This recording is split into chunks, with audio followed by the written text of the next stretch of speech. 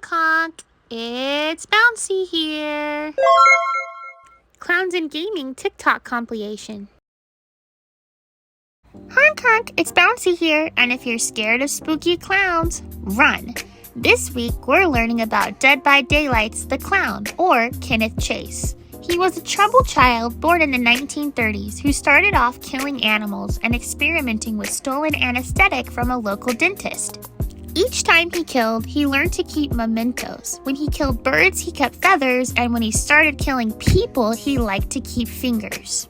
When his father discovered a local missing man's finger, he fled to the circus, hiding under a new name, Jeffrey Hawk. Eventually, he couldn't keep away from murdering, and he fell back into old habits, luring, drugging, and killing people he could get close to as a circus performer, cutting off their fingers in his caravan and moving on to the next victim for his finger collection. He followed no pattern in who he murdered, and nobody was safe. Eventually, he perfected his anesthetic use, inventing what he called the afterpiece tonic, and he moved from circus to circus, murdering victims and adding fingers to his ever-growing collection.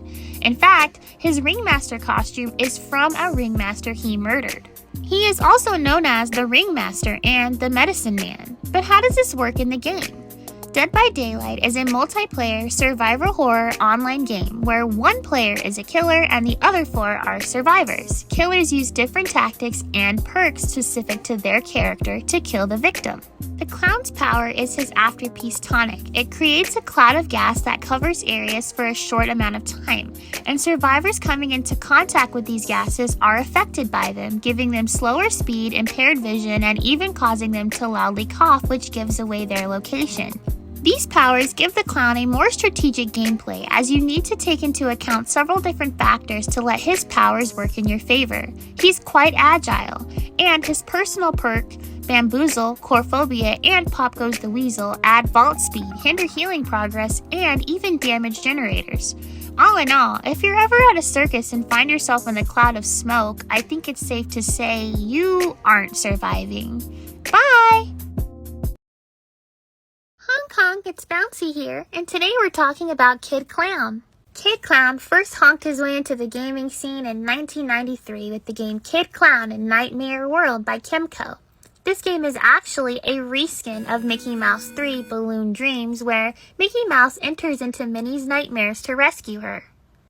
Because it's a reskin, the games match up quite perfectly. However, in Kid Clown's story, Kid Clown must save his family who have been kidnapped by the Nightmare. Like, nightmare. In 1995, Kid Clown Crazy Chase was created, which was a platformer that was made for the Super Nintendo and later on Game Boy Advance in 2002. In Crazy Chase, players must control Kid Clown as he attempts to rescue Princess Honey from Blackjack, or as he is known in Japan, Dirty Joe.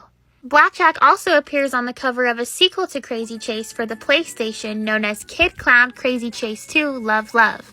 It's actually exclusive to Japan, but in it you traverse multiple levels to attempt to impress Princess Honey and win a medal from King Clown, her father.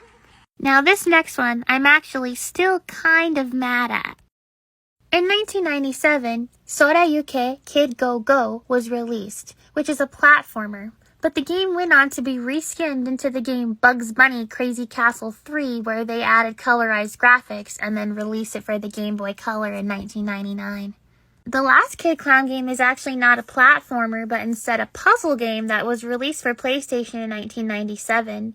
In this game, Kid Clown is given a message from King Clown to rid the bombs on all 6 continents and 60 different islands. This game was re-released to Nintendo 64 as Charlie Blast Territory or Charlie Blast Challenge in 1999. Kid Clown suffers a unique video game fate in that he started off as a stand-in for Mickey Mouse and then later was upstaged in his own games by Bugs Bunny and Charlie Blasts. There is so much potential when it comes to Kid Clown, and I hope we can see him, Blackjack, and Princess Honey again sometime soon. Don't you? Bye!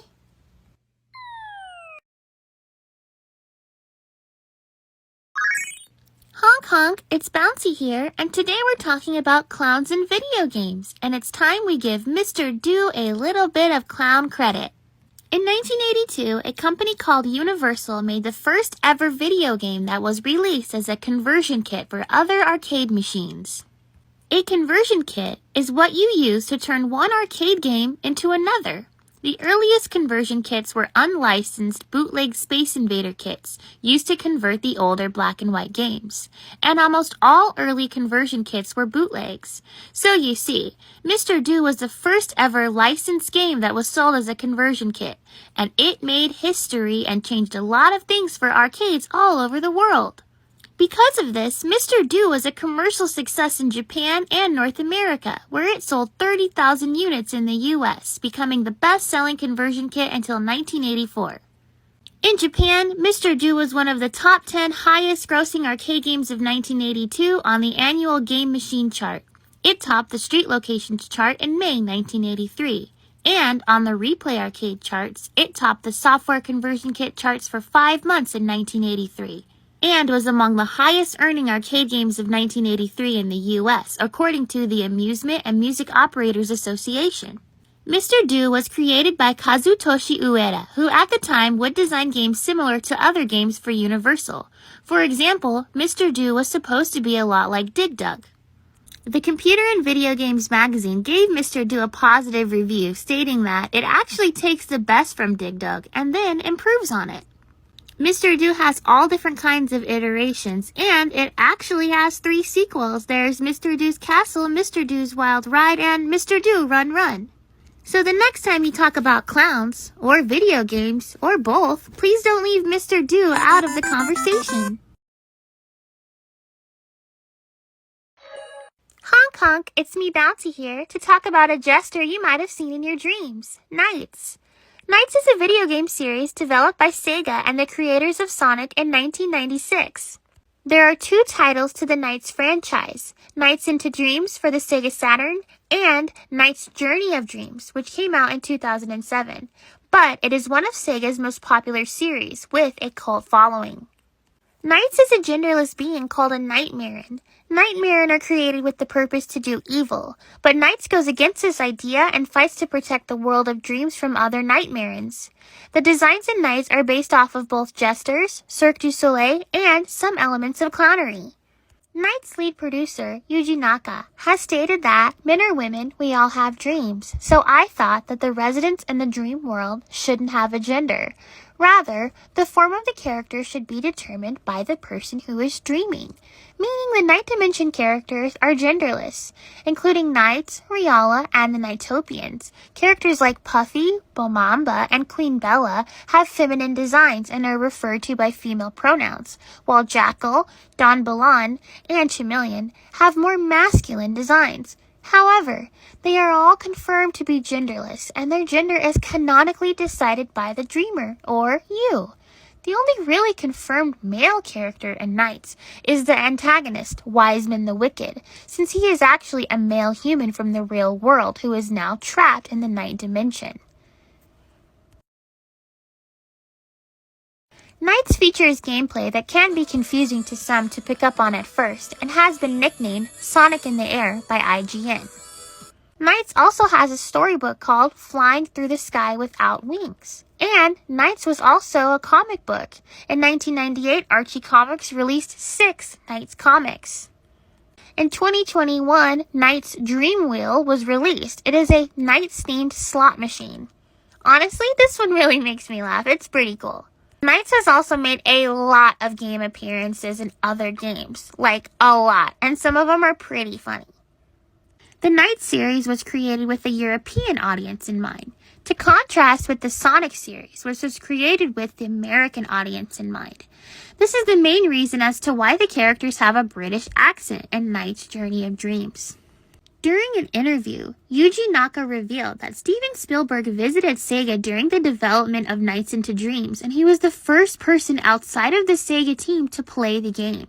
He was also the first person to play with the new controller, which since then became known as the Spielberg controller. Knights is a cult classic, so thank you for learning a little bit about this super cool dream jester.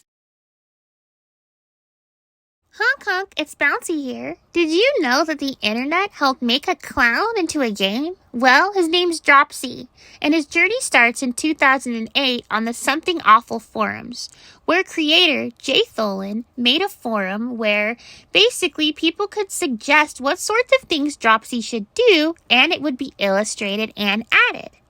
The thread resulted in a new and unique exchange of inspiration between creator and fans, and this started to create a demand for a real and fully developed click adventure game. But there were issues like how Dropsy didn't speak, so they couldn't rely on dialogue. But eventually the story did begin to take shape, and even in the end, many details from the forum are actually in the game. A few Kickstarters and funding later, the game was fully released on September 10th, 2015. And if you have a Nintendo Switch, you're in luck because it was released September 29th, 2022.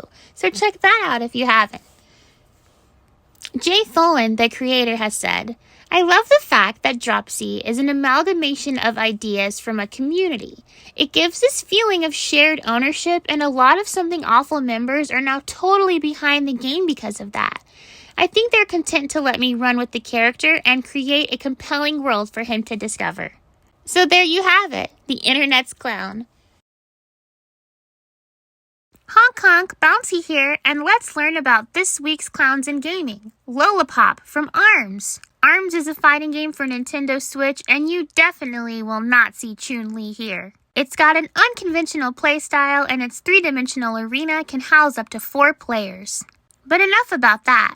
Who is Lollipop? Well, her name is an obvious play on lollipop, and she was first teased in August 2017, with a full reveal the same month. She's described as a street performer who has traveled the world with her clowning skills and developed a lot of crowd-pleasing maneuvers as she hopes to one day open a circus of her very own with the prize money from the Grand Prix. It's said that she has a rivalry with Biff, as they have bakeries next to one another, and in her promotional art, Biff can be seen glaring at her as she performs in front of her bakery. Lollipop inflates her body much like a balloon while shielding, which is a great defense option, and in this inflated state can be canceled into a fast dash or high jump and used in all sorts of unique and creative ways. Although her best mix-up comes from when the development team for ARMS tested out Lollipop on an American audience and found out that the fear of clowns is uniquely American.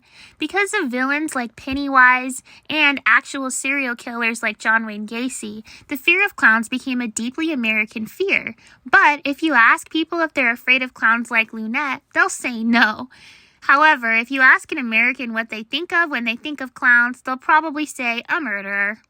Japan found this out, and they realized that it really was an American weak point because the feedback on Lollipop was quite negative. And honestly, I think the respect for clowning has grown back a lot toward the sweet and innocent in America.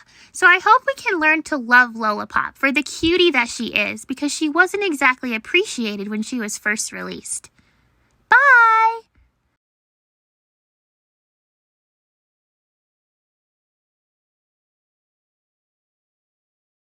Honk honk, it's Bouncy here, and you're about to get some cavities as we learn about Sweet Tooth. Sweet Tooth is a character from the video game series Twisted Metal, a vehicular combat-style video game published by Sony in 1995.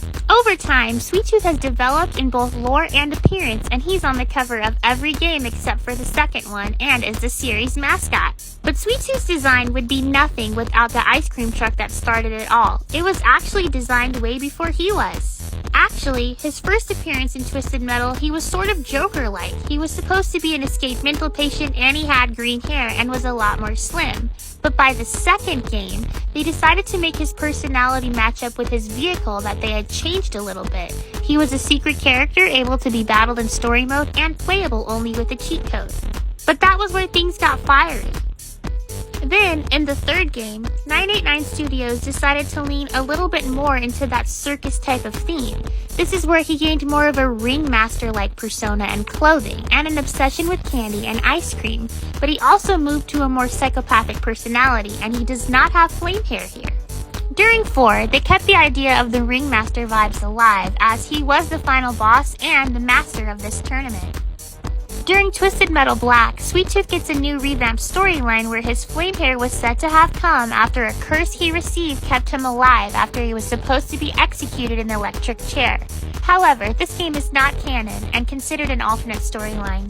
After the darkness in this game, they released Twisted Metal Small Brawl, which is a child-friendly version of Twisted Metal that reimagines all the kids as children in an RC car competition. Then, in Twisted Metal Head On, this is where we see that Sweet Tooth has a split personality called Marcus Kane. Then in the 2012 reboot, honestly the storyline goes crazy, okay? So Marcus Kane, he's a regular ice cream man, but he has this second personality called Needles. And Needles is up to some shit. So he takes over Marcus's body, and he makes the Sweet Tooth costume, and he's like, I'm gonna set my head on fire. And then he kills all his whole family. But just kidding, the daughter survives. And then he's like, I really need to kill my daughter, and I'm gonna use my tournament wish with Calypso to make him bring me to my daughter. But when Calypso grants this wish, his daughter actually killed herself, so he leaves Sweet Tooth in a coffin, and he actually kills Sweet Tooth. But then you find out there's a son that survived, and he's watching all this, and he's like, you killed my dad, what the hell, I'm gonna be the next Sweet Tooth. So he lights his head on fire and takes off in the ice cream truck. But then Calypso is like, just kidding, I have another thing for you. So he takes the daughter, and he revives her, and she becomes a girl Sweet Tooth. So now there's two kids, and they're both Sweet Tooth? Yeah, that's what happened. Anyways, you can find Sweet Tooth as an unlockable character in the War of Monsters 2004 as Agamo's fourth skin. And he's a playable character in the PlayStation All-Stars Battle Royale game. His ice cream truck is also a vehicle customization in Rocket League. And it's rumored he will be portrayed by Samoa Joe physically and voiced by Will Arnett in the upcoming Twisted Metal TV series. There was also some drama with Frosty Treats Incorporated, who said that the Safety Clown decal on their ice cream trucks resembles Sweet Tooth's truck, but they didn't win the claim because it was unlikely anyone would ever confuse the two in real life. Well, I hope you learned a little bit more about this horror clown. Bye! Thanks for watching. Please like and subscribe for original content.